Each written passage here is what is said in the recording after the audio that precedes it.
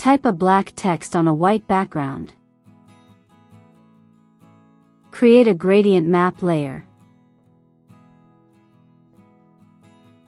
Adjust the colors of the gradient to your liking.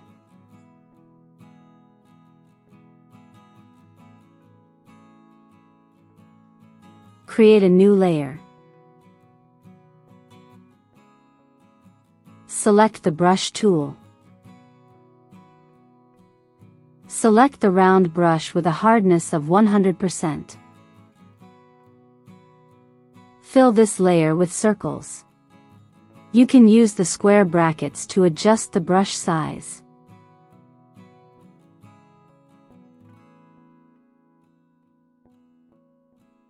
Select the background layer, text layer, and gradient map layer. Press Ctrl+J to duplicate these layers. Place these layers above the layer with the circles. Select the text copy layer and the background copy layer, and merge them.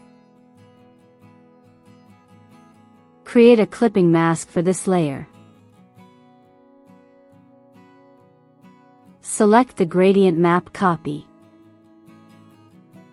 Select Reverse. Clip the gradient map layer to the text layer.